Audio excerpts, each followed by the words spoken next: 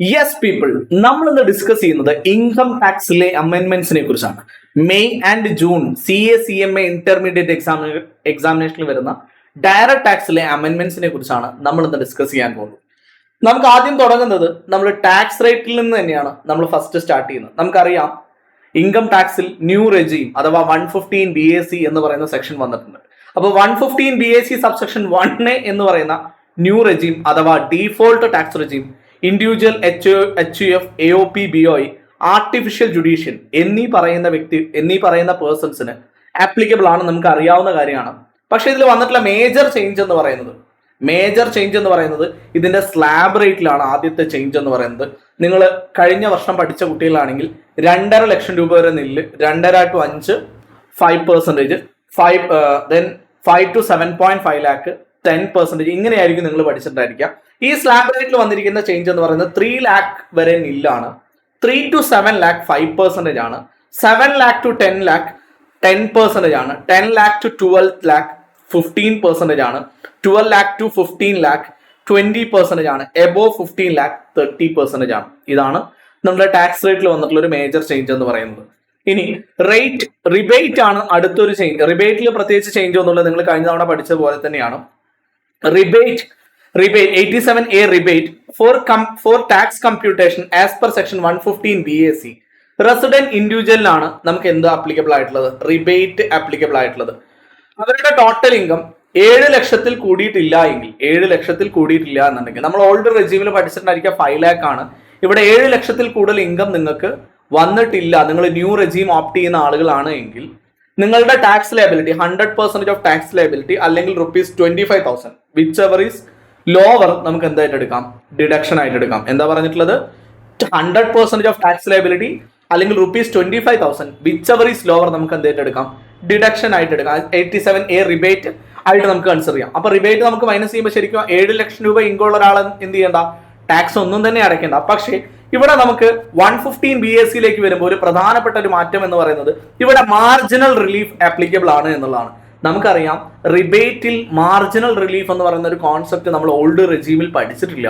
പക്ഷേ ന്യൂ റെജീമിൽ എന്തുണ്ട്, marginal relief എന്ന് പറയുന്ന ഒരു എഫക്റ്റ് ഇവിടെ വരുന്നു. എന്താണ് വരുന്നത്, നിങ്ങൾക്ക് സ്ലൈറ്റ് വേരിയേഷൻ ചേഞ്ച് ചെയ്യാണ്. അപ്പോൾ ഫോർ എക്സാമ്പിൾ 7 ലക്ഷത്തിൽ കൂടുതൽ ഇൻകം ജനറേറ്റ് ചെയ്ത് കഴിഞ്ഞാൽ സ്വാഭാവികമായിട്ട് നിങ്ങൾക്ക് എന്ത് കിട്ടില്ല, ഓൾഡ് റെജീം ബേസിലാണ് നമ്മൾ പോകുന്നതെങ്കിൽ നമുക്ക് റിബേറ്റ് ആപ്ലിക്കബിൾ അല്ല എന്നുള്ളതാണ്. പക്ഷേ 7 lakhന് കൂടുതൽ ഇൻകം വന്നു കഴിഞ്ഞാലും 115 BAC ഓപ്റ്റ് ചെയ്യുന്ന ആളുകളാണ് എങ്കിൽ 7,27,770 വരെയുള്ള എമൗണ്ട് ആണ് നിങ്ങൾക്ക് ഇൻകം വന്നിരിക്കുന്നത് എങ്കിൽ നിങ്ങൾ എന്ത് ചെയ്യാം, നിങ്ങൾക്ക് മാർജിനൽ റിലീഫ് ആപ്ലിക്കബിൾ ആണ്. മാർജിനൽ റിലീഫ് ആപ്ലിക്കബിൾ ആണെന്ന് വെച്ചാൽ എക്സസ് വന്നിട്ടുള്ള എമൗണ്ട് നിങ്ങൾക്ക് എന്ത് കൊടുത്താൽ മതി, ഡിപ്പാർട്ട്മെന്റ് കൊടുത്താൽ മതി. പക്ഷെ നിങ്ങൾക്ക് ഡിഡക്ഷൻ ആയിട്ട് എന്ത് കിട്ടും, ആ എമൗണ്ട് നിങ്ങൾക്ക് റിബേറ്റ് പ്രകാരം നിങ്ങൾക്ക് ഡിഡക്ഷൻ കിട്ടുന്നതാണ്. അപ്പൊ ഇതാണ് പ്രധാനപ്പെട്ട ഒരു ചേഞ്ച് എന്ന് പറയുന്നത് 115 BACയുമായിട്ട് ബന്ധപ്പെട്ട് പറയുകയാണെങ്കിൽ.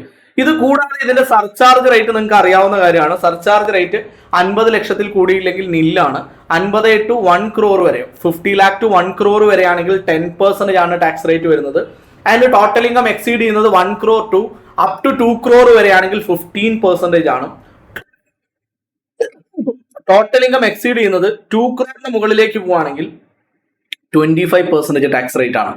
ഇനി ഇതിന്റെ മുകളിലേക്ക് 2 to 5 crore എന്ന് പറയുന്ന ഓൾഡ് റെജീമിലുള്ളതാണ് 25%. ദെൻ 5 crore മുകളിലേക്ക് പോവുകയാണെങ്കിൽ 37% ആണ്. നിങ്ങൾ 115 BAC ഓപ്റ്റ് ചെയ്യുകയാണെങ്കിൽ നിങ്ങളുടെ മാക്സിമം സർചാർജ് റേറ്റ് എന്ന് പറയുന്നത് എത്രയാണ്, 25% ആണ്. 5 crore എന്ന് പറയുന്ന ഒരു ലിമിറ്റ് ഇവിടെ ഇല്ല. ക്ലിയർ ആണല്ലോ അല്ലെ? അപ്പൊ ഇവിടെയും മാർജിനൽ റിലീഫ് എന്ന് പറയുന്ന പോയിന്റ് നമുക്ക് അപ്ലിക്കബിൾ ആണ്. നിങ്ങൾക്ക് സ്ലൈറ്റ് വേരിയേഷൻ നിങ്ങൾക്ക് ഏതെങ്കിലും ഒരു സ്ലാബ് റേറ്റിൽ വന്ന് നിങ്ങൾക്ക് സർചാർജിൽ മാറ്റം വരികയാണ് എങ്കിൽ നിങ്ങൾക്ക് എന്തെടുക്കാം, ഇവിടെ മാർജിനൽ റിലീഫ് ആപ്ലിക്കബിൾ ആണ്. മാർജിനൽ റിലീഫ് ഓൾറെഡി നിങ്ങൾക്ക് അറിയാവുന്ന ടോപ്പിക് ആയിരിക്കും. വളരെ ഇമ്പോർട്ടന്റ് ആയിട്ടുള്ള ഒരു കാര്യമാണ്. 10%, 15%, 25%. അപ്പൊ ഇത് മാർക്ക് ചെയ്ത് വെക്കാം. 50 lakhന്റെ മുകളിലേക്ക് എക്സീഡ് ചെയ്യാം. 1 crore വരെയാണെങ്കിൽ 10%, 1 crore to 2 crore ആണെങ്കിൽ 15%, ടോട്ടൽ ഇൻകം 2 crore മുകളിലേക്ക് എക്സീഡ് ചെയ്യുന്നുണ്ടെങ്കിൽ 25%. വളരെ ഇമ്പോർട്ടന്റ് ആണ്, മാർക്ക് ചെയ്ത് വെക്കുക കേട്ടോ. Then health and education cess നമ്മൾ നേരത്തെ പഠിച്ചതുപോലെ തന്നെയാണ്. 4% തന്നെയാണ് ഇവിടെ ആപ്ലിക്കബിൾ ആയിട്ടുള്ളത്. മാറ്റമൊന്നും തന്നെ ഇല്ല. ഇനി ഓൾഡ് റെജീമിലേക്ക് പോവുകയാണെങ്കിൽ ഓൾഡ് റെജീമിൽ എന്ത് മാറ്റങ്ങളാണ് വന്നിരിക്കുന്നത്? In case of individual or H of association of person or body of individual or artificial judicial person എന്നീ പറയുന്ന കാറ്റഗറിയിൽ പെടുന്ന ആളുകളാണെങ്കിൽ 2.5 ലക്ഷം രൂപ വരുന്നത് നമ്മൾ പഴയത് പഠിച്ചിട്ടുള്ള അതേ സ്ലാബ് റേറ്റ് തന്നെയാണ്, ഒരു വ്യത്യാസമില്ല. അപ് ടു 2,50,000 നില്ല്, 2 lakh to 5 lakh 5%, above 5 lakh to 10 lakh എത്രയാണ് 20%, 10 lakhന്റെ മുകളിലേക്ക് പോവുകയാണെങ്കിൽ എത്രയാണ് 30%. ഒരു വ്യത്യാസമില്ല. ഓൾഡ് റെജിമിൽ 60 ബിലോ ഏജ് ആയിട്ടുള്ള ആളുകൾക്ക് വരുന്ന ടാക്സ് റേറ്റ് അല്ലെങ്കിൽ individual H F A O P B O artificial judicial person ഈ പറയുന്ന ആളുകൾക്കൊക്കെ വരുന്ന ടാക്സ് റേറ്റ് സ്ലാബ് റേറ്റ് എന്ന് പറയുന്നത് സെയിം ആണ്. യാതൊരുവിധ മാറ്റവും ഇവിടെ വന്നിട്ടില്ല. ഇനി സീനിയർ സിറ്റിസൺസിലേക്ക് വരികയാണെങ്കിലും ചേഞ്ചസ് ഒന്നുമില്ല. 3 lakh നില്ലാണ്, 3 lakh to 5 lakh 5% ആണ്, 5 lakh to 10 lakh 20% ആണ്, എബോവ് 10 lakh 30% ആണ്. ഇത് നമുക്ക് നേരത്തെ പഠിച്ചിരിക്കുന്നത് തന്നെയാണ്, യാതൊരു വ്യത്യാസവും ഇവിടെ ഇല്ല. In case of super senior citizen വരികയാണെങ്കിൽ ഇവിടെ തന്നെ എന്താണ് 5 lakh വരെ നില്ലാണ്, 5 lakh to 10 lakh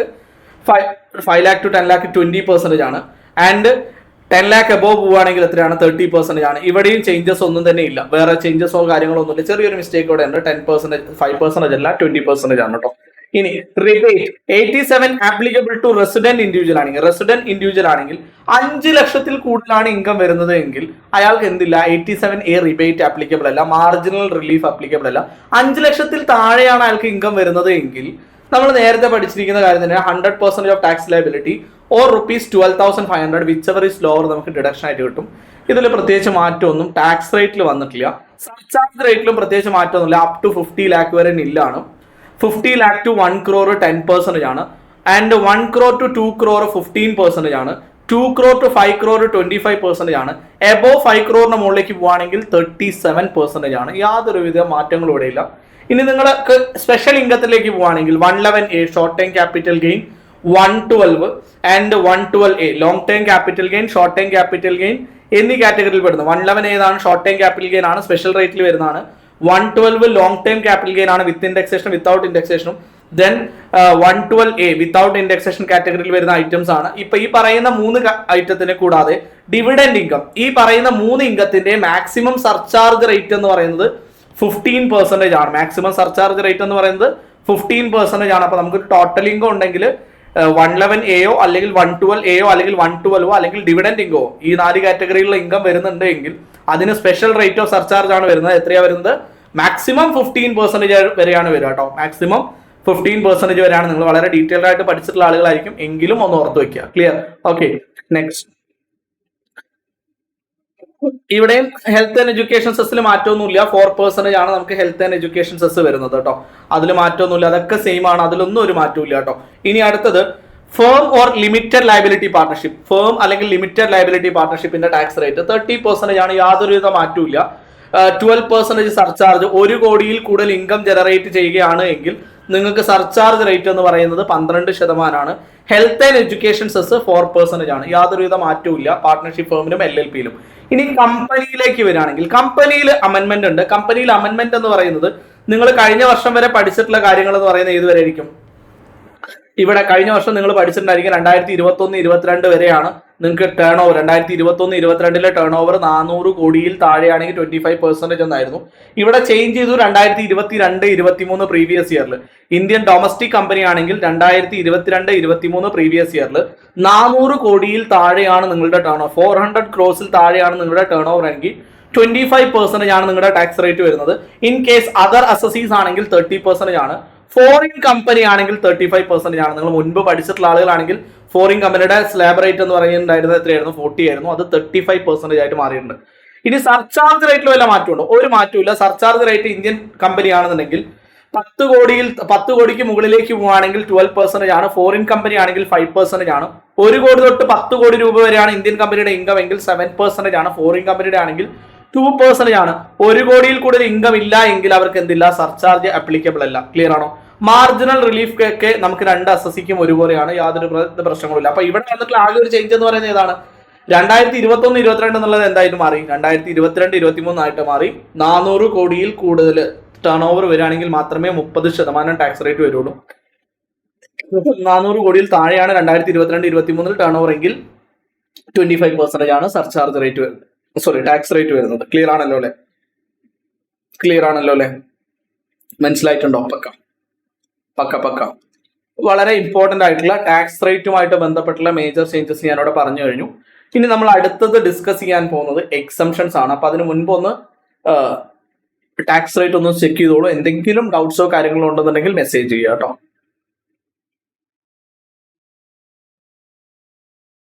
ഓക്കെ, നമ്മൾ ഡിസ്കസ് ചെയ്യുന്ന നെക്സ്റ്റ് സെക്ഷൻ എന്ന് പറയുന്ന എക്സംഷനിലെ ഫസ്റ്റ് സെക്ഷൻ ആണ്. 10 സബ്സെക്ഷൻ 4D എന്ന് പറയുന്ന സെക്ഷനിലാണ് നമുക്ക് ഡിസ്കഷൻ വരുന്നത്.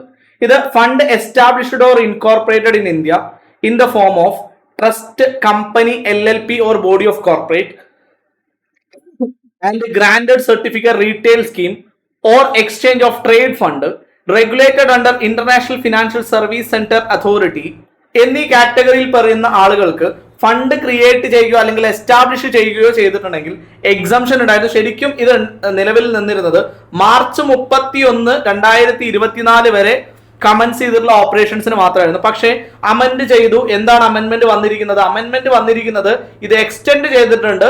മാർച്ച് 31, 2025 വരെ ഇവിടെ എക്സ്റ്റെൻഡ് ചെയ്തിട്ടുണ്ട്. അതായത് ഫണ്ട് എസ്റ്റാബ്ലിഷ് ചെയ്യുന്നതിന്റെ ഡേറ്റ് ഏതുവരെ നീട്ടിയിട്ടുണ്ട്? മാർച്ച് 31, 2025 വരെ എക്സ്റ്റെൻഡ് ചെയ്തിട്ടുണ്ട്. ഇത് മാത്രമാണ് ഇവിടുത്തെ ചേഞ്ച്. അപ്പോൾ വളരെ കൃത്യമായിട്ട് മനസ്സിലാക്കുക. Trust, company, LLP, body of corporate എന്ത് ചെയ്യാണ്? ഫണ്ട് എസ്റ്റാബ്ലിഷ് ചെയ്യാണ്. ഇൻകോർപ്പറേറ്റഡ് ഇൻ ഇന്ത്യ എന്ന് പറയുന്ന കാറ്റഗറിയിൽ നിങ്ങൾ എന്ത് ചെയ്യാണ്? Regulated under international financial service സെന്ററിന്റെ അണ്ടറിൽ നിങ്ങളൊരു ഫണ്ട് ക്രിയേറ്റ് ചെയ്യുകയാണ് എങ്കിൽ, അല്ലെങ്കിൽ ഓഫ് ഷോർ ബാങ്കിങ് യൂണിറ്റിന്റെ കാറ്റഗറിയിലാണെങ്കിൽ, investment division of offshore banking യൂണിറ്റിന്റെ കാറ്റഗറിയിൽ നിങ്ങളൊരു ഫണ്ട് ജനറേറ്റ് ചെയ്യുകയാണെങ്കിൽ അത് എക്സ്റ്റെൻഡ് ചെയ്തിട്ടുണ്ട്. അതിന്റെ പീരിയഡ് എന്ന് പറയുന്നത് മാർച്ച് 31, 2025 വരെ എക്സ്റ്റെൻഡ് ചെയ്തിട്ടുണ്ട്. ഇതാണ് 2025 ജൂൺ എക്സാമിന് ബാധിക്കുന്ന ഒരു അമെൻമെന്റ്സ് എന്ന് പറയുന്നത്. ഇനി ഒരു പുതിയ സെക്ഷനാണ് അടുത്തതായിട്ട് വന്നിട്ടുള്ളത്. ഇൻസെർഷൻ ആണ് സെക്ഷൻ 10 സബ്സെക്ഷൻ 15B ആണ്. ഇത് പുതിയ സെക്ഷൻ ആണെന്ന് പറയുമ്പോൾ നിങ്ങൾ വളരെ കൃത്യമായിട്ട് ശ്രദ്ധിക്കുക. അത് foreign company for leasing cruises. Cruise ship ഇന്ത്യയിൽ എന്ത് ചെയ്യാണ്? നിങ്ങൾ പുതുതായിട്ട് റെന്റൽ ഇൻകം ആയിട്ട് നിങ്ങൾക്ക് ഇൻകം ജനറേറ്റ് ചെയ്യുന്നുണ്ട്. ഒരു ക്രൂയിസർ ഷിപ്പ് കൊടുത്തിട്ട് ശ്രദ്ധിച്ചോളൂ. New section 10 subsection 15B has been inserted in the income tax act 1961 providing tax exemption on lease rental income received by foreign company from leasing cruiser ship to specified company operating in India.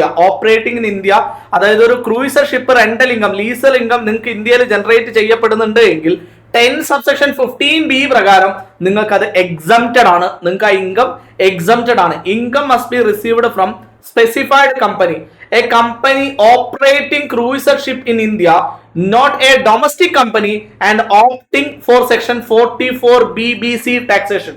അതായത് നമ്മുടെ ശ്രദ്ധിക്കുക, ഇത് Indian കമ്പനിക്ക് ഉള്ളതല്ല, ഒരു non resident ആയിട്ടുള്ള ആളുകൾക്കാണ് പറഞ്ഞിട്ടുള്ളത്. നോൺ റെസിഡന്റ് കമ്പനിക്ക് ഉള്ളതാണ്. A foreign company or and ship company must be subsidiary of the same holding company. The income must accrue or be received in India for the assessment year up to 1/4/2030 വരെ നിങ്ങൾക്ക് ഇന്ത്യയിൽ income generate ചെയ്യപ്പെടുന്നത് cruiser ship റെന്റിന് കൊടുത്തിട്ട് അല്ലെങ്കിൽ ലീസിന് കൊടുത്തിട്ട് അതിൽ നിന്ന് നിങ്ങൾക്ക് ഇൻകം ജനറേറ്റ് ചെയ്യപ്പെടുന്നുണ്ട് എങ്കിൽ 10 സബ്സെക്ഷൻ 15B പ്രകാരം നിങ്ങൾക്ക് എക്സംപ്റ്റഡ് ആണ്. 10 സബ്സെക്ഷൻ 15B പ്രകാരം നിങ്ങൾക്ക് എക്സംപ്റ്റഡ് ആണ്. എന്താണ് ശ്രദ്ധിച്ചോളൂ, ഫോറിൻ കമ്പനിയാണ്. എന്താണ്? ലീസിംഗ് ക്രൂയിസർ ഷിപ്പ് ആണ് to specified company operating in India. അത് വളരെ കൃത്യമായിട്ട് മാർക്ക് ചെയ്ത് വെച്ചോളൂ. പുതിയ സെക്ഷൻ ആണ്, ചോദിക്കാൻ സാധ്യതയുണ്ട്. ക്ലിയർ? ഒന്ന് വായിച്ചോളൂ.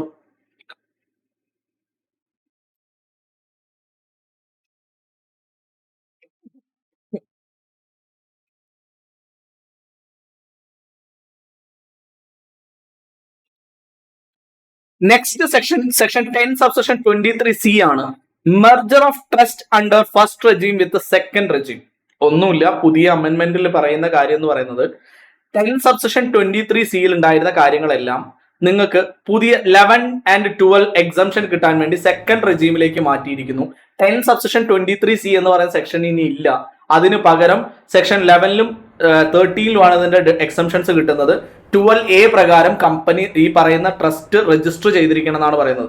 ഒരു ട്രസ്റ്റ് പുതിയ റെജീമിലേക്ക് മാറാണ്. Finance act 2024 introduce the gradual transition of trust, fund or institution from first regime under section 10 subsection 23C to second regime section 11 to 13 This aimed to simplify the procedure and reducing the administrative burden for charitable and religious institutions. Charitable and religious institutionsന്റെ complications അഥവാ ഒന്നിൽ കൂടുതൽ സെക്ഷനുകളിലായിട്ട് കിടക്കുന്ന കാര്യങ്ങളെല്ലാം എന്ത് ചെയ്തു 10 to 13 വരെയുള്ള സെക്ഷനുകളിലേക്ക് migrate, അതായത് മെർജ് ചെയ്തു എന്നുള്ളതാണ് നമുക്ക് ഈ ഒരു സെക്ഷനിൽ വരുന്നത്. എന്ന് വെച്ചാൽ 10 സബ്സെക്ഷൻ 23C പ്രകാരമുള്ള എക്സംഷൻസ് ഇനി ഇല്ല. 10 സബ്സെക്ഷൻ 23C പ്രകാരമുള്ള എക്സംഷൻസ് ഇനി ഇല്ല. കീ ചേഞ്ചസ് എന്നാ വന്നിട്ടുള്ളത് ഫ്രം 1 October 2024 മുതലാണ്. സൺസെറ്റ് ഓഫ് ഫസ്റ്റ് റെജീം എന്ന് വെച്ചാൽ ഈ റെജീം ഇനി ഇല്ല, നമുക്ക് മനസ്സിലാക്കുക. റെജീം എടുത്തു കളഞ്ഞു, ഇനി ഇല്ല. New applicants four approval under sub close 4, 5, 6 and 6A of section 10 subsection 23C will not considered if filed or on or after 1 October 2024. Pending application എന്തിലേക്കാ വരിക? Filed before 1 October 2024 will be processed as per existing provision of section 10 subsection 23C. അതായത് ഇതുവരെ കൊടുത്തിട്ടുള്ള applications എന്തെങ്കിലും ഉണ്ടെങ്കിൽ 1 October 2024 വരെ കൊടുത്തിട്ടുള്ള applications എന്തെങ്കിലും ഉണ്ടെങ്കിൽ അത് പഴയ റെജീമിൽ തന്നെ പോകും. എന്ന് വെച്ചാൽ 10 സബ്സെക്ഷൻ 23C തന്നെ പോകും. ഇനി അതിനുശേഷം വരുന്ന ആപ്ലിക്കൻസ് മുഴുവൻ 10, 11, 12, 13 എന്ന് പറയുന്ന സെക്ഷനുകളിലേക്കായിരിക്കും മാറുക. ഇനി എവിടെ ഇല്ല 10 സബ്സെക്ഷൻ 23C. ശരിക്കും നമുക്കൊരു ഇത്തരത്തിലുള്ള ഒരു ഫണ്ട് അല്ലെങ്കിൽ ട്രസ്റ്റ് അല്ലെങ്കിൽ എലിജിബിൾ ആയിട്ടുള്ള ട്രസ്റ്റ്, ഹോസ്പിറ്റൽ കാറ്റഗറീസ് ഒക്കെ സ്റ്റാർട്ട് ചെയ്ത് കഴിഞ്ഞാൽ മാക്സിമം കാലാവധി ഒരു അപ്രൂവൽ എന്ന് പറഞ്ഞാൽ 3 years to 5 years ആണ്. അപ്പൊ ആ ഒരു പീരിയഡ് കഴിയുന്നത് വരെ എന്ത് ചെയ്യാം, ഓൾഡ് റെജീം ആയിട്ടുള്ള 10 സബ്സെക്ഷൻ 23C തന്നെ നിങ്ങൾക്ക് എന്ത് ചെയ്യാം, ഓപ്റ്റ് ചെയ്യാവുന്നതാണ്. പക്ഷേ 1 October 2024 ശേഷം നിങ്ങൾ ഒരു അപ്രൂവൽ എടുത്തിട്ടുണ്ട് എങ്കിൽ ഇനി അതെന്താണ് 10, 11, 12, 13 എന്നീ സെക്ഷനുകളിലേക്ക് മാറിയിട്ടുണ്ട്. Validity of existing approval of under section 10 subsection 23C. Institution have already received approval under section 10 subsection 23C can continue to enjoy the tax exemption until the validity of their approval. അതായത് എതുവരെയാണോ approval കിട്ടിയിരിക്കുന്നത് അതുവരെ നിങ്ങൾക്ക് എന്ത് ചെയ്യാം, 10 subsection 23C നിങ്ങൾക്ക് continue ചെയ്യാം. അതിന് പ്രശ്നമൊന്നുമില്ല. വൺസ് ദെയർ അപ്രൂവൽ എക്സ്പയർ, അതായത് ഇപ്പൊ കിട്ടിയിരിക്കുന്ന അപ്രൂവൽ എപ്പോഴാണോ നിങ്ങൾക്ക് എക്സ്പയർ ആവുന്നത്, they must transition to second റെജീമിലേക്ക് ചേഞ്ച് ചെയ്യേണ്ടതായിട്ടുണ്ട്. അണ്ടർ സെക്ഷൻ 11 to 13 പറയുന്നത് to continue avail the tax benefit. അതിനുശേഷം എന്ത് ചെയ്യാം, ടാക്സ് ബെനിഫിറ്റ് എടുക്കാം. പക്ഷെ മൈഗ്രേറ്റ് ചെയ്യുന്ന സമയത്ത് ശ്രദ്ധിക്കേണ്ട ഒരു കാര്യം, migration to second regime under section 11, 12, 13 എന്നീ സെക്ഷനുകളിലേക്ക് പോവുകയാണെങ്കിൽ approved trust or institution under section 10 subsection 23C will need to apply for registration under section 12A to avail exemption under section 11 and 12. അതായത് 10 subsection 23C നിങ്ങൾക്ക് കഴിയാൻ പോവാണ്, expire ആവാൻ പോവാണെങ്കിൽ നിങ്ങൾ നിർബന്ധമായിട്ടും 12A രജിസ്ട്രേഷൻ എടുത്തിരിക്കണം. എങ്കിൽ മാത്രമേ 11 and 12 പ്രകാരം നമുക്ക് എക്സംഷൻസ് കിട്ടുള്ളൂ. To facilitate this transition, necessary amendments have been made in section 12A. 12A എന്താണ് നെസസറി അമെന്റ്മെന്റ്സുകൾ പറഞ്ഞിട്ടുള്ളത് മുഴുവൻ നമ്മൾ ചെയ്യേണ്ടതായിട്ടുണ്ട്. അപ്പൊ ശ്രദ്ധിക്കുക, next step for affected institution എന്തൊക്കെയാണ് ഈ ഇൻസ്റ്റിറ്റ്യൂഷനുകൾ വരുന്നത്. Existing approved institution continue to claim exception under section 10 subsection 23C until their validity expire. അതായത് ഇപ്പൊ 10 സബ്സെക്ഷൻ 23 എക്സംഷൻ എടുത്തിരിക്കുന്ന ആളുകൾക്ക് ഏതുവരെ പോവാം, എക്സ്പയറി ആവുന്നത് വരെ പോകാം. അതുപോലെ prepare for migration to 12A registration to continue tax benefit after expiry. അതായത് ഇതേ എക്സംഷൻ നമുക്ക് ഇനിയും ക്ലെയിം ചെയ്യണം എന്ന് ഉണ്ട് എങ്കിൽ നിങ്ങൾ എന്ത് ചെയ്തിരിക്കണം, ഇതിനെ 12A കൺവേർട്ട് ചെയ്തിരിക്കണം. 12A registration എടുത്തിരിക്കണം. എങ്കിൽ മാത്രമേ നിങ്ങൾക്ക് ഈ എക്സംഷൻ കണ്ടിന്യൂ ചെയ്യാൻ പറ്റൂ. ന്യൂ ആപ്ലിക്കൻസ് 1 October ശേഷം വന്നിട്ടുള്ള ആപ്ലിക്കൻസിന് മുഴുവൻ 12A രജിസ്ട്രേഷൻ എടുക്കുന്നത്. അവിടെ എന്തുണ്ടാവില്ല, 10 സബ്സെക്ഷൻ 23C ഉണ്ടാവില്ല. Must apply for registration under section 12A instead of section 10 subsection 23C. 10 subsection 23Cക്ക് പകരം നിങ്ങൾ എന്തിൽ ആപ്ലിക്കേഷൻ എടുക്കണം, 12A നിങ്ങൾ ആപ്ലിക്കേഷൻ എടുക്കണം. ഇൻസ്റ്റിറ്റ്യൂഷൻ വിത്ത് പെൻഡിംഗ് ആപ്ലിക്കേഷൻ, ഇതുവരെയുള്ള പെൻഡിംഗ് ആപ്ലിക്കേഷൻസ് എന്തെങ്കിലും ഉണ്ടെങ്കിൽ, if application filed before 1 October 2024 ആണെങ്കിൽ it will processed under current regime under section 10 subsection 23C.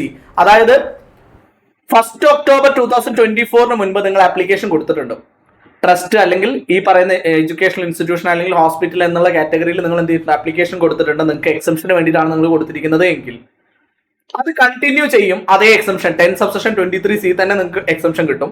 അതിനുശേഷം വരുന്നതിന് നിങ്ങൾ എന്ത് ചെയ്യണം, 12A പ്രകാരം രജിസ്ട്രേഷൻ എടുത്തതിന് ശേഷം മാത്രമേ നമുക്ക് ചെയ്യാൻ പറ്റും. അപ്പൊ ഈ ഒരു പോയിന്റ് നിങ്ങൾ വളരെ കൃത്യമായിട്ട് ഓർത്ത് വെക്കുക. ഇത്തവണ വന്നിട്ടുള്ള ഒരു മേജർ ചേഞ്ച് ആണ് 10ന്റെ എക്സംഷൻസിൽ. 10 എന്ന് പറയുന്ന എക്സംഷൻ കാറ്റഗറി 10 സബ്സെക്ഷൻ 23C വളരെ ഇമ്പോർട്ടന്റ് ആണ്, ചോദിക്കാൻ സാധ്യതയുണ്ട്. അതൊന്ന് മാർക്ക് ചെയ്ത് വെക്കുക. അപ്പൊ ഒന്ന് വായിച്ചോളൂ.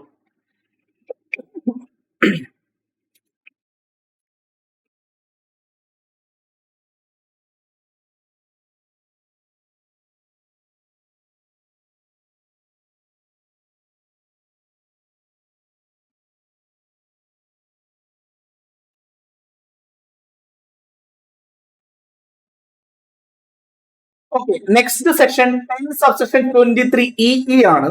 The following entities can claim exemption under this section.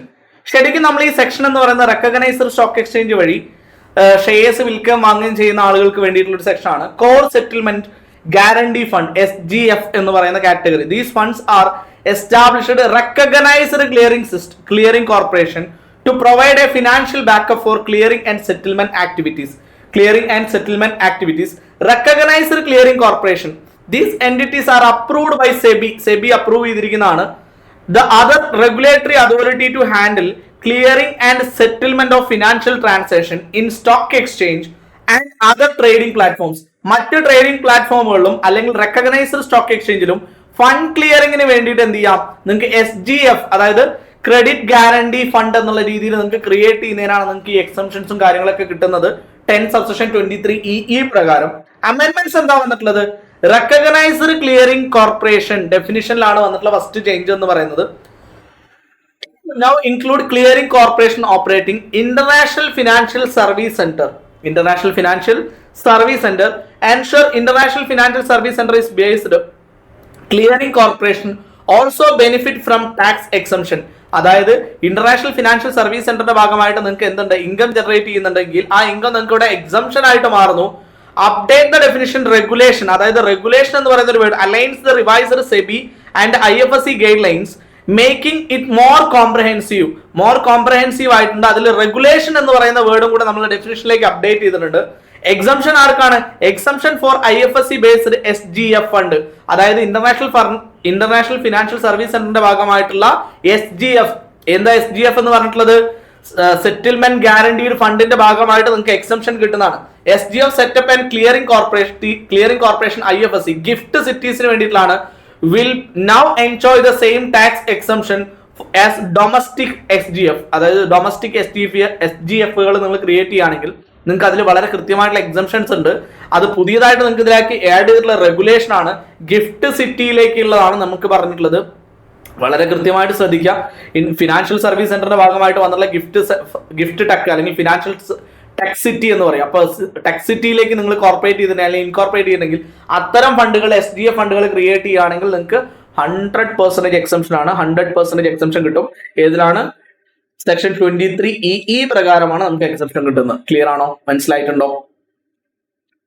ഇനി അമെൻമെന്റ് ടു സെക്ഷൻ 23FB ആണ്. Section 10 subsection 23FB Income Tax of 1961 provides the tax exemption for income, venture capital fund and venture capital companies subject to certain conditions. Follow ആണ്. Key amendments എന്താണ്? Finance Act 2024 has significant changes to section 10 subsection 23F, removing the tax exemption avail to venture capital funds and venture capital companies. അതായത് ഈ പറയുന്ന രണ്ട് കാറ്റഗറിയിലുള്ള ആളുകൾക്ക് എന്തുണ്ട്, exemptions ഒഴിവാക്കിയിട്ടുണ്ട്. എന്ന് വെച്ചാൽ 10 സബ്സെക്ഷൻ 23FB പ്രകാരം എന്ത് ചെയ്തിട്ടുണ്ട്, വെഞ്ചർ ക്യാപിറ്റൽ ഫണ്ടും അല്ലെങ്കിൽ വെഞ്ചർ ക്യാപിറ്റൽ കമ്പനീസിന്റെയും എക്സംഷൻസ് ക്യാൻസൽ ചെയ്തിട്ടുണ്ട്. എന്ന് വെച്ചാൽ 23FB എന്ന് പറഞ്ഞ സെക്ഷൻ ഇനി ഇല്ല. ആർക്കില്ല? വെഞ്ചർ ക്യാപിറ്റൽ കമ്പനീസിനും അതുപോലെ തന്നെ വെഞ്ചർ ക്യാപിറ്റൽ ഫണ്ടിനും എന്തില്ല, ഇനി എക്സംഷൻ ഇല്ല. ഈ എക്സംഷൻ അബോളിഷ് ചെയ്തിരിക്കുന്നു, ഇനിയില്ല.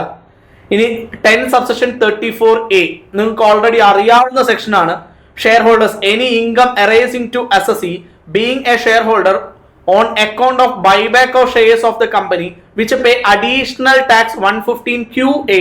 However, the exemption not available if buyback of shares by company has been made on or after 1/4/2024. Buyback ചെയ്യുന്ന സമയത്ത് ഷെയർസിന്റെ മുകളിൽ 115QA പ്രകാരം ഡൊമസ്റ്റിക് കമ്പനി എന്ത് ചെയ്യേണ്ടതായിട്ടുണ്ട്? അൺലിസ്റ്റഡ് കമ്പനി ആണെങ്കിൽ അവർ ടാക്സ് അടയ്ക്കേണ്ടതായിട്ടുണ്ട്. 20% ആണ് ടാക്സ് റേറ്റ് വന്നിരുന്നത്, അത് അങ്ങ് എടുത്തു കളഞ്ഞു. ഇത് കിട്ടുന്ന ഷെയർ ഹോൾഡർക്ക് ഇത് എക്സംപ്റ്റഡ് ആയിരുന്നു 10(34)(a) പ്രകാരം. ഇനി ആ സെക്ഷൻ ഇല്ല. 10(34)(a) പ്രകാരമുള്ള എക്സംപ്ഷൻ എടുത്തു കളഞ്ഞിട്ടുണ്ട്. അതിനെ ഡിവിഡൻഡ് ആയിട്ട്, ഡീംഡ് ഡിവിഡൻഡ് എന്ന് പറഞ്ഞ കാറ്റഗറിയിലേക്ക് നമ്മൾ കൺസിഡർ ചെയ്തിട്ടുണ്ട്.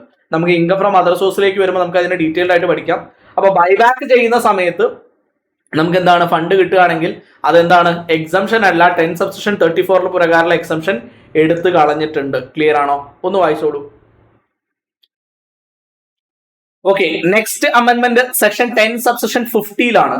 Section 10(50) of the income tax act 1961 provide that exemption for income arising from online digital services to non-resident e-commerce operators subject to equalization levy provision under section 165A of the Finance Act 2016. അതായത് equalisation levy പ്രകാരം നമുക്ക് exemptions കിട്ടിയിരുന്നു 10(50) പ്രകാരം. ആ exemption E commerce ഓപ്പറേറ്റേഴ്സിന് കൊടുക്കുന്ന exemption 1/8/2024 മുതൽക്ക് എന്ത് ചെയ്തിട്ടുണ്ട്, അത് ഇനി അവൈലബിൾ അല്ല. ഇ കൊമേഴ്സ് ഓപ്പറേറ്റേഴ്സിന് അങ്ങനെ നിങ്ങളൊരു കൊടുക്കുന്ന സർവീസിന്റെ ഭാഗമായിട്ട് ഈക്വലൈസേഷൻ ലെവി എന്നുള്ള കോൺസെപ്റ്റ് പ്രകാരം നിങ്ങൾക്ക് 10(50) ഒരു എക്സംഷൻ ഉണ്ടായിരുന്നു, അത് എടുത്തു കളഞ്ഞിരിക്കുന്നു. ഇനി അങ്ങനെ ഒരു എക്സംഷൻ നിങ്ങൾക്ക് ഇല്ല. ക്ലിയർ ആണോ? മനസ്സിലായിട്ടുണ്ടോ? പക്ക. അപ്പൊ ഈ പറയുന്ന ഇത്രയും കാര്യങ്ങളാണ് 10ലെ ഏറ്റവും പ്രധാനപ്പെട്ട എക്സംഷൻസ് എന്ന് പറയുന്നത്. നോട്ട് ചെയ്യുക, ഇമ്പോർട്ടന്റ് ആണ്. ഓരോ സെക്ഷൻസും ചിലപ്പോൾ എക്സാമിന് വരാൻ സാധ്യതയുള്ളതാണ്. Next heads of income. Heads of income ആണ് നമ്മൾ അടുത്തായിട്ട് ഡിസ്കസ് ചെയ്യാൻ പോകുന്നത്. ആദ്യം തന്നെ നമുക്ക് സാലറി ഇൻകത്തിൽ നിന്ന് തുടങ്ങാം. സാലറി ഇൻകത്തിൽ ആദ്യത്തെ ചേഞ്ച് എന്ന് പറയുന്നത് സ്റ്റാൻഡേർഡ് ഡിഡക്ഷൻ. നമുക്കറിയാം സെക്ഷൻ 16 സബ്സെക്ഷൻ 1A പ്രകാരം നമുക്ക് 50,000 രൂപ ഡിഡക്ഷൻ ഉണ്ട്, സ്റ്റാൻഡേർഡ് ഡിഡക്ഷൻ ഉണ്ട്. പക്ഷേ ന്യൂ റെജീം ഓപ്റ്റ് ചെയ്യുന്ന ആളുകൾക്ക് ഈ ഒരു ഓപ്ഷൻ ഉണ്ടോ എന്നുള്ളതാണ്. ന്യൂ റെജീം ഓപ്റ്റ് ചെയ്യുന്ന ആളുകൾക്ക് സെക്ഷൻ 16 സബ്സെക്ഷൻ ഇറ്റാലിക് 1A പ്രകാരം 50,000 എന്നുള്ളത് 75,000 ആയിട്ട് എന്ത് ചെയ്തിട്ടുണ്ട്, ഇൻക്രീസ് ചെയ്തിട്ടുണ്ട്. അതായത് ലിമിറ്റ് കൂട്ടിയിട്ടുണ്ട്. നിങ്ങൾ 115 BAC ആണ് ഓപ്റ്റ് ചെയ്യുന്നെങ്കിൽ അവർക്ക് എത്രയാണ് 75,000 രൂപയാണ് ലിമിറ്റ് എന്ന് പറയുന്നത്. 75,000 രൂപ ലിമിറ്റ് കൂട്ടിയിട്ടുണ്ട്. ക്ലിയർ ആണോ? സ്റ്റാൻഡേർഡ് ഡിഡക്ഷൻ ആണ്. സാലറി ഇൻകത്തിൽ ഓൾഡ് റെജീം ഓപ്റ്റ് ചെയ്യുന്ന ആളുകൾക്ക് 116 സബ്സെക്ഷൻ ഇറ്റാലിക് 1A പ്രകാരം 50,000ഉം, നിങ്ങൾ ഓപ്റ്റ് ചെയ്യുന്നത് ന്യൂ റെജീം ആണെങ്കിൽ അഥവാ 115 BAC സബ്സെക്ഷൻ 1A ആണ് ഓപ്റ്റ് ചെയ്യുന്നെങ്കിൽ നിങ്ങൾക്ക് 75,000ഉം എക്സംഷൻ കിട്ടുന്നതായിരിക്കും. ക്ലിയർ ആണോ? ഒന്ന് വായിച്ചോളൂ. നെക്സ്റ്റ് ഹെഡ് PGBP-യിൽ എന്തൊക്കെ ചേഞ്ചസ് ആണ് വന്നിരിക്കുന്നത്? PGBP അഥവാ profit and gain of business ഓപ്പറേഷനിലെ ആദ്യത്തെ ചേഞ്ച് എന്ന് പറയുന്നത് സെക്ഷൻ 28ലാണ്. വളരെ കൃത്യമായിട്ടുള്ള ചേഞ്ച് ആണ് കൊണ്ടുവന്നിട്ടുള്ളത്. Rental income from house property PGBP income അല്ല. എന്ന് വെച്ചാൽ വീട് വാടകയ്ക്ക് കൊടുത്ത് കിട്ടുന്ന റെന്റ് ഇനി എന്തല്ല, PGBP ഇൻകം അല്ല എന്ന് വളരെ കൃത്യമായിട്ട് എന്ത് ചെയ്യുന്നുണ്ട്, ഡിപ്പാർട്ട്മെന്റ് അറിയിക്കുന്നു. The taxpayers were wrongly reporting rental income under profit and gain of business operation instead of income from house property, leading to lower tax liability. എന്ന് വെച്ചാൽ കുറഞ്ഞ ടാക്സ് ലയബിലിറ്റി കിട്ടാൻ വേണ്ടിയിട്ട് എന്ത് ചെയ്യാറുണ്ട്, ഇത് PGBP ഇൻകായിട്ടൊക്കെ കൺസിഡർ ചെയ്യുന്ന ആളുകളുണ്ട്. അങ്ങനെ ഒരു ടാക്സ് ലയബിലിറ്റി ഇനി ഇല്ല, പൂർണ്ണമായിട്ട് അങ്ങനെ ഒരു ബെനിഫിറ്റ് ഇനി നിങ്ങൾക്ക് കിട്ടത്തില്ല. അത് പൂർണ്ണമായിട്ട് എന്താണ്, ഇൻകം ഫ്രം ഹൗസ് പ്രോപ്പർട്ടിയിൽ തന്നെ എന്ത് ചെയ്യുന്നു, ടാക്സ് ചെയ്യപ്പെടുന്നു. It is clarified that rental income from letting out of residential house property must be taxed under income from house property, not under PGBP. ഇത് ഒരിക്കലും PGBP-യിൽ ടാക്സ് ചെയ്യില്ല. This is ensure the correct taxation, prevent the taxpayer from claiming additional business related deductions. മറ്റ് business related deductions ഒഴിവാക്കുന്നതിന് വേണ്ടിയിട്ടാണ് എന്ത് ചെയ്തിട്ടുള്ളത്, ഇത് പൂർണ്ണമായിട്ട് PGBP ഇൻകം അല്ല എന്ന് വളരെ കൃത്യമായിട്ട് നമ്മളോട് ഡിപ്പാർട്ട്മെന്റ് പറഞ്ഞിരിക്കുന്നത്. ക്ലിയർ ആണോ? നെക്സ്റ്റ് രണ്ടാമത്തെ കാര്യം section 36 subsection 1 close italic 4A വന്നിട്ടുള്ള ചേഞ്ചസ് ആണ്. Employer's contribution to recognised provident fund up to 10% ആയിരുന്നു നമുക്ക് എന്തായിരുന്നത്, അപ് ടു 10% വരെയാണ് ATCCD പ്രകാരം പെൻഷൻ ഫണ്ടിലേക്ക് നമുക്ക് കോൺട്രിബ്യൂട്ട് ചെയ്യുകയാണെങ്കിൽ ഡിഡക്ഷൻ കിട്ടിയിരുന്നത്. എടുത്തു കളഞ്ഞിരിക്കുന്നതല്ല, അത് എക്സ്റ്റെൻഡ് ചെയ്ത് അല്ലെങ്കിൽ അതിന്റെ ലിമിറ്റ് കൂട്ടിയിരിക്കുന്നു, ഇൻക്രീസ് ചെയ്തിരിക്കുന്നു. 10 എന്നുള്ളത് 14% ആക്കി മാറ്റിയിരിക്കുന്നു. 14% ആയിട്ട് മാറ്റിയിരിക്കുന്നു. Employers could claim a deduction for contribution to employee pension scheme up to 10% of employee salary.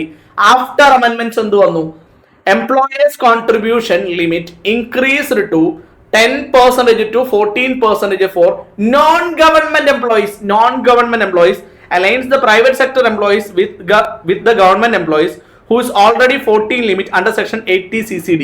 80CCD subsection 2 ആണ് കേട്ടോ. 80CCD subsection 2 ആണ്. 80CCD subsection 2-ല് ഗവൺമെന്റ് എംപ്ലോയീസിന്റെ ലിമിറ്റ് ഉണ്ടായിരുന്നു 14% നാഷണൽ പെൻഷൻ സ്കീമിലേക്ക് കോൺട്രിബ്യൂട്ട് ചെയ്യായിരുന്നു. ഇപ്പൊ അത് ആർക്കും കൂടി വന്നു, നോൺ ഗവൺമെന്റ് എംപ്ലോയീസിനും കൂടി ആ ലിമിറ്റ് വന്നു. 14% വരെ എക്സംഷൻ ആർക്കും കിട്ടും, അല്ലെങ്കിൽ 14% വരെ എമൗണ്ട് ആർക്കും കോൺട്രിബ്യൂട്ട് ചെയ്യാം. എംപ്ലോയർക്ക് കോൺട്രിബ്യൂട്ട് ചെയ്ത് കഴിഞ്ഞാൽ 36 സബ്സെക്ഷൻ 1 ക്ലോസ് ഇറ്റാലിക് 4A പ്രകാരം PGBP ഡിഡക്ഷൻ എടുക്കാം. ഇതുപോലെ തന്നെ നമുക്ക് ഇൻകം ഫ്രം 80 CCD സബ്സെക്ഷൻ 2 നമുക്ക് എന്ത് ചെയ്യാം, 40% ഡിഡക്ഷൻ നമുക്ക് എടുക്കാം. പണ്ട് അത് 10% ആയിരുന്നു, അത് എടുത്ത് മാറ്റി എത്രയായി, എടുത്ത് മാറ്റി അത് കുറച്ചുകൂടെ കൂട്ടി, ഇൻക്രീസ് ചെയ്തു, ആ ലിമിറ്റ് കൂട്ടി എത്രയാ, 14% ആയിട്ട് കൂട്ടിയിട്ടുണ്ട്. ക്ലിയർ ആണോ, മനസ്സിലായിട്ടുണ്ടോ? അപ്പൊ രണ്ട് മേജർ ചേഞ്ചസ് ആണ് PGBP വന്നിരിക്കുന്നത്.